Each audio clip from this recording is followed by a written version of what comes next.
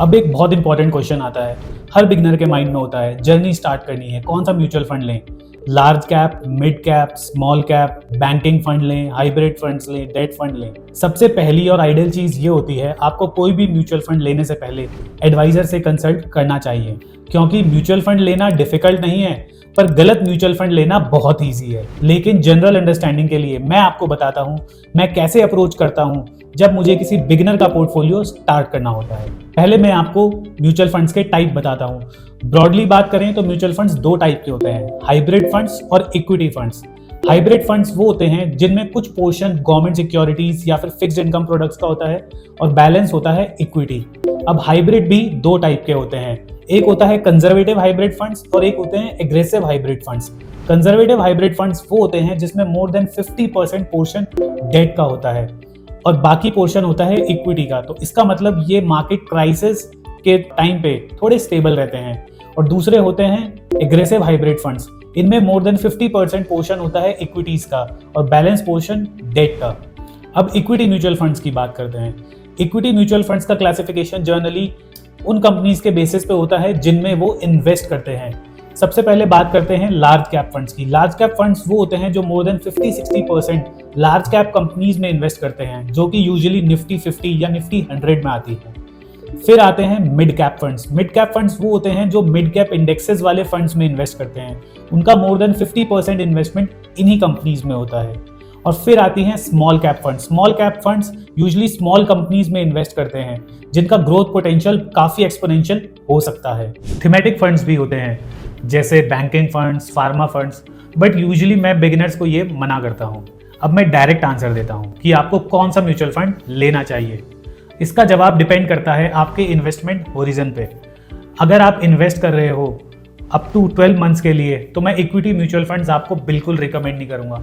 Rather आप conservative date fund की तरफ जा सकते हो। कंजर्वेटिव हाइब्रिड फंड्स जो होते हैं, इसमें आपका मेजॉरिटी पोर्शन डेट का होगा और कुछ पोर्शन इक्विटी का होगा।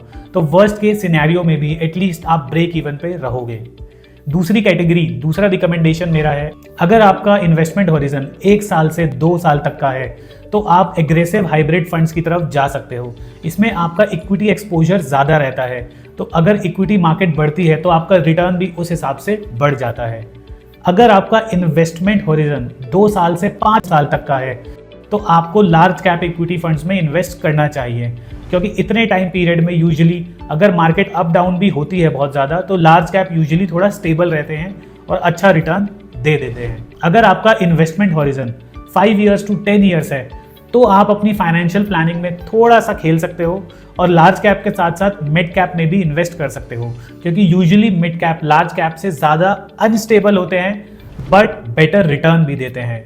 तो simply more risk more reward, but risk हमेशा कैलकुलेटेड होनी चाहिए। और फिर जिनका इन्वेस्टमेंट होरिजन 10 साल से ज़्यादा है, 15 साल, 20 साल, तो वो अपने पोर्टफोलियो में मेजॉरिटी स्मॉल कैप में इन्वेस्ट कर सकते हैं या फिर करना चाहिए, क्योंकि लॉन्ग रन में हमने देखा है स्मॉल कैप फंड्स ने यूजुअली एक्सेप्शनल रिटर्न दिया है। ऑल्दो ज़्यादा रिस्की होते हैं, ज़्यादा अनस्टेबल होते हैं शॉर्ट टर्म में, बट लॉन्ग टर्म में अगर हमने देखा है तो उन्होंने अच्छा रिटर्न दिया है। मैं पर्सनली क्या देखता हूँ, मैं कभी भी ब्लाइंडली सबसे बड़े AUM वाले फंड में पैसा नहीं लगाता, क्योंकि उसमें ग्रोथ पोटेंशियल को मैनेज करना या मैक्सिमाइज करना थोड़ा डिफिकल्ट हो जाता है और यूजुअली बड़े AUM वाले फंड्स में ऑलरेडी सारे शेयर्स होते हैं, तो एवरेज देखा जाए तो वो इंडेक्स फंड की तरह ही काम करता है। मैं AMCs देखता हूँ रेप्यूटेड है या नहीं, फंड मैनेजर्स देखता हूँ कि उन्होंने हिस्टोरिकली अच्छी रिटर्न्स दी है या नहीं। मैं ये देखता हूँ कि कोई फंड अगर लंबे टाइम से है तो क्या वो ईयर ऑन ईयर टॉप 5 या टॉप 10 कैटेगरी में आ रहा है या नहीं, या फिर कोई अगर बहुत अच्छी रेप्यूटेड AMC है और वो कोई स्मॉल कैप, मिड कैप या लार्ज कैप फंड लॉन्च करती है और वो मेरी कैटेगराइजेशन में आ रहा है तो मैं फिर उसमें इन्वेस्ट कर देता हूँ।